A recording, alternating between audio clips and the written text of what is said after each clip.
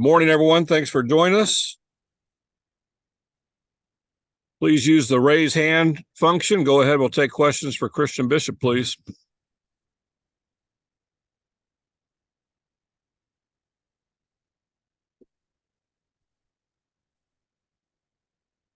Tyler Feldman, go ahead, please, sir. Hey, Christian, just curious about how you see the physicality of your game positively impacting this Texas basketball team. Yeah, I feel like this summer has been big for me and making strides in my strength because I feel like that was one thing I really need to improve on coming back in the next year. And so I just feel like I got to be the defensive anchor and offensively be able to be a post presence down in the paint. And so that's what I try to bring to the team every single game. Do you feel like maybe a bad guy mentality almost in the paint to kind of be that tough presence? No, I don't feel like a bad guy. I just feel like a physical force, just unguardable, really. Roger Wallace, go ahead, please, sir. Hey, Christian, you experienced last year the double round robin, so you start that back up with OSU. How difficult, especially so close to when you played them on New Year's Eve, and they're coming off a big win, and just what goes into those quick turnarounds with back-to-back of the same opponent? Yeah, with 12, you play everybody twice, and so it's really difficult to sweep teams. Obviously that's the goal. We got to protect the crib and just come out and do what we do. It's difficult, especially with a team like OSU. They're really good at defense. They're really well coached. They got good players on their team, and so we just have to come up and match their energy and do what we do. And then one more, if I could, just it seems like almost every game comes down to, if not the last minute, a few possessions.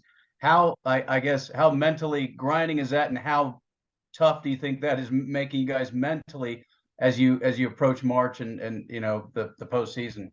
Yeah, no, I think it's been beneficial to us whenever we are in that situation. Just to be able to finish a grinded out game like that. A lot of teams get in that situation and then they don't win. And then when it comes down to March and when the lights are on, they don't know how to do it. And so just putting ourselves in that situation is beneficial to us. I think we need to be winning some games by more. Everybody wishes they can, but that's the game. And so we just got to do what we do when we're in this situation. Thanks.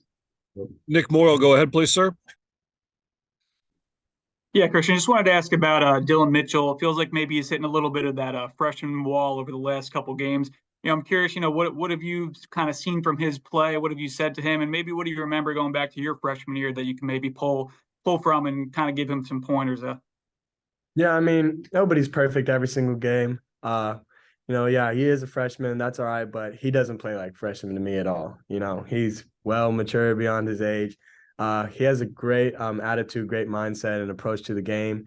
And so, he doesn't let one play or one game impact the next of his game. So, that's really big for a freshman because me personally, my freshman year, I feel like a third of the time was a great game, a third time was bad game, and third of the time was just so-so. He doesn't have that problem. And so he's just a day-by-day guy, and that's really big for him.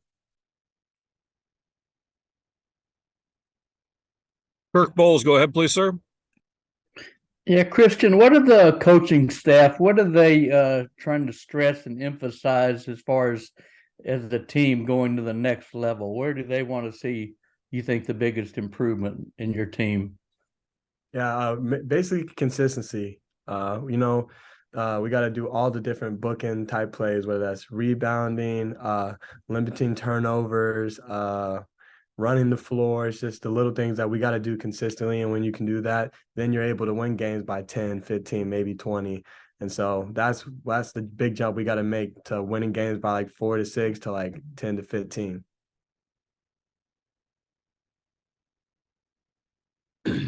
Bob Ballou, go ahead.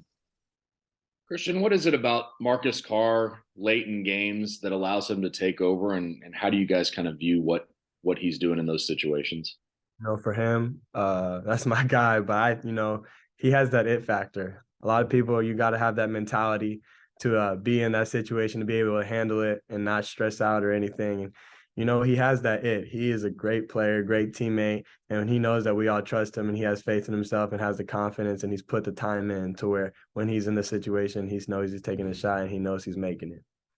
And then not that you didn't know this going in, but how, now that you're kind of in the league, how good is this league? And then do you guys even seek out, like, KU K-State last Monday night? Are y'all maybe watching those games more than you would have in the past just because of how good this league is? I mean, the league is crazy. There's really not that much of a difference between the very top and the bottom. Like, although there's like the record difference, it's really like coming down to 4-6 point games between everybody. And so it's like I was saying earlier, you got to do the bookends to make sure you're able to finish games, because it's anybody's game any night of the week. Home court doesn't matter. The number doesn't matter in front of your name. It's the players, the coaches, the mentality, and the effort that matter. Harry Middleton, go ahead, please. Christian, good afternoon. So I'm curious, what are you currently working on to hone your craft, to get better, at the boards, or just what are you working on right now to improve your game? I mean, consistently lifting all the time. My workouts, I'm getting shots up, working on my touch around the basket, dribbling, passing, just a little bit of everything. And like the shots that I'm going to get in the game, those are the shots I work on, because I don't want to be shooting a bad percentage or anything. So you just work on what you take in your game shots, and that's what I usually get to. Oh, okay. And then the other question to follow on to that is, I don't know if anyone's ever asked you this, but do you rep any deals? Do you have any NIL deals that you rep for companies that you have an interest in, or don't?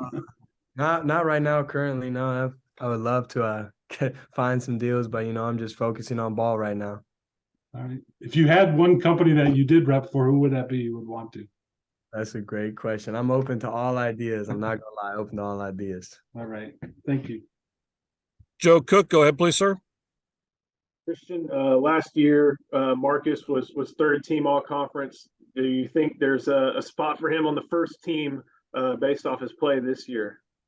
Oh, most definitely. I might be a little biased, but I mean, he deserves it, man. He's playing hard, but you got to finish out conference play and the rest of the season strong. You can't just have first half of the season. So if he plays what he's played like he's doing right now, obviously he'll be on their first team. And so, yeah, you got room for him. Got time for about three more. Cliff Thornton, go ahead, please, sir.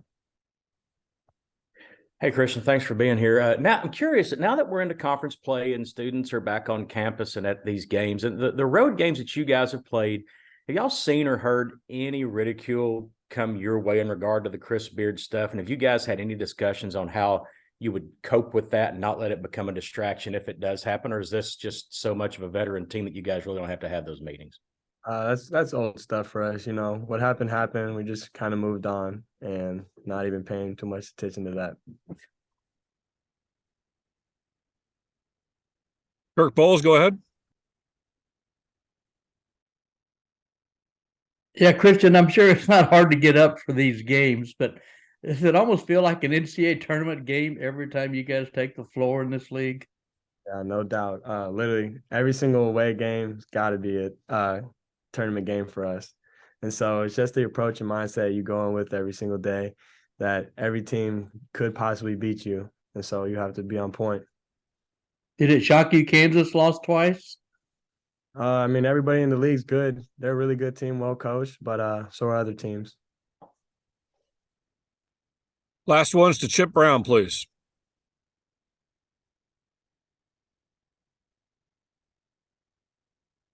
Christian, hey, y'all won that close game to start off Big 12 play against OU, and now you're winning these games, in the final minutes.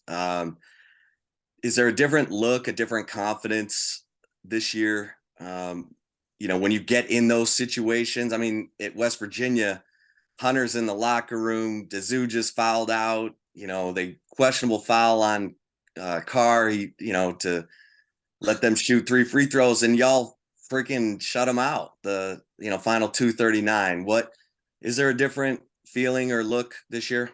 Yeah, I mean, we got a lot of old guys on this team, so there's a whole lot of poise going around out there. Nobody's really nervous when we're in the situations. We can all just kind of like take a deep breath, look at each other, and be like, all right, we got to take care of our business and finish this game strong. And I mean, that's what we've been doing lately. So we just got to keep on doing that. Is there a tip of the spear guy on that, or is it Collective. Collective. Definitely. Any interesting huddles or comments in the huddle of any of those wins? That's in-house. That's in-house. All right. I tried. I tried. CB, thank you for your time, sir. Appreciate it. Thanks, Christian. Gang reset. Go ahead and use the raise hand. Marcus Carr should be joining us right now.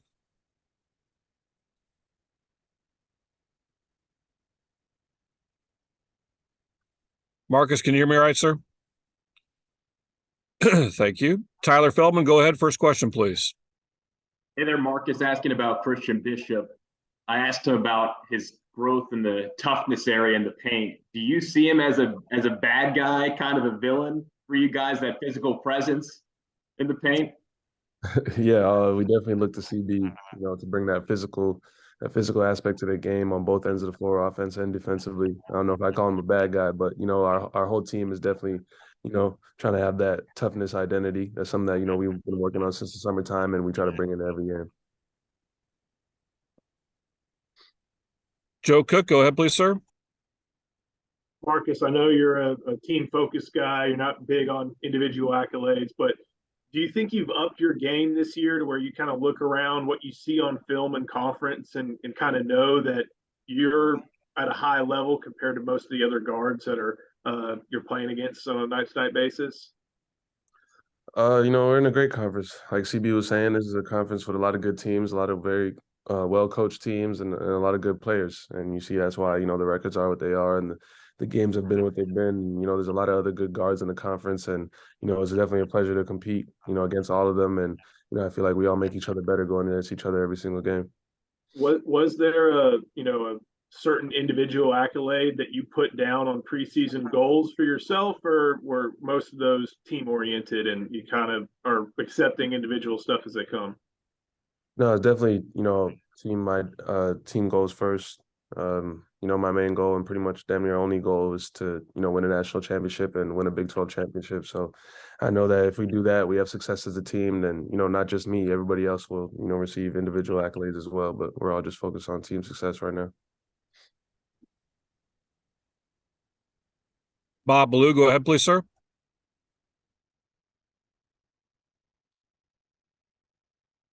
Sorry, there you go.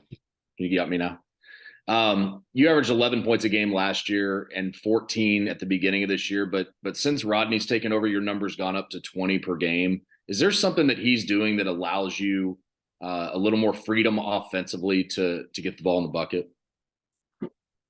Me and RT have a great relationship. He's a great coach, and I enjoy playing for him. I wouldn't say that there's something super in particular that he's done that has me scoring the ball more. I feel like it's just I was gradually building up to the point where I was being more aggressive anyways, and timelines just happen to sort of match up and everything like that. But he kind of just saw different areas. We definitely work in the film room a lot, and he tells me every single game to just be aggressive, but that doesn't even necessarily mean scoring the ball. That just means putting pressure on the defense and trying to make plays. So that could be me scoring or making plays for others, but coach is definitely always telling me to stay aggressive and stay attacking. And then I don't know if you heard Christian talking about that it factor that he thinks you have, but what is it in the biggest of moments that you want the ball, you want to be the guy, whether it's making a pass or making a jump shot to win a game? Just to work and just wanting to be that leader that carries that weight. I came here to really show that I'm a winner at the highest level, and I feel like not just offensively, defensively, just making plays at the end of the game to win games is really going to show my value. So we all just want to take on that identity. We have a kind of a coined phrase, winning time, that I'm sure most people use, but we use it in-house, and that just lets us know, we're all locked in. We're all just, doing everything we can, selling all out so that we can win the game. And, sometimes that's maybe making a big shot or, getting a defensive stop, a rebound, whatever it is, just try and make those plays constantly. Roger Wallace, please. Yeah, Marcus, you talk about winning time. Seems like in this league, though, it's just about every night out, the last 2 minutes, kind of like that, that NBA feel. How mentally grinding is it on you, knowing every night it's probably going to come down to a few possessions? And then as Christian, how much do you think that'll help moving forward into the postseason, having all these tight ball games? Yeah, no, it's a night in, night out thing in the Big 12. I'll say it again, it's the best league in basketball right now. So, every single night, it's going to be a grind. It's going to be a fight, but that's what makes it fun. I'm an extreme competitor, so I love to compete and love to win. So, definitely love to come on the winning end of those. But it's been fun playing in this league every single night, going against great teams, great coach teams, and it's going to be a heavyweight battle. And it's been fun to see, how we've grown and how we've been able to finish out games. And yeah, like CV was saying, I feel like, that's only going to help us in the postseason, having this experience under our belt, on top of being, an older team.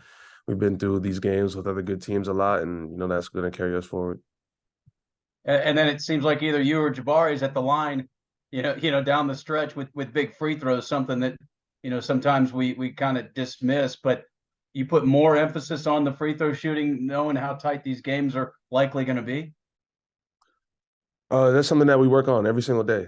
Ever since the summertime, it's been established in our program. We understand that, we're going to be in a lot of big boy games with a lot of big boy teams, and these games come down to, simple possessions. So not even just at the end of the game on the free throw line, but throughout the whole game, we're going to need those opportunities and those points. So, Barry's been doing a great job all year of stepping up and knocking them down. He has ultimate confidence. We have confidence in him. So, yeah, like I said, it's something we work on, and we just try to go out and execute.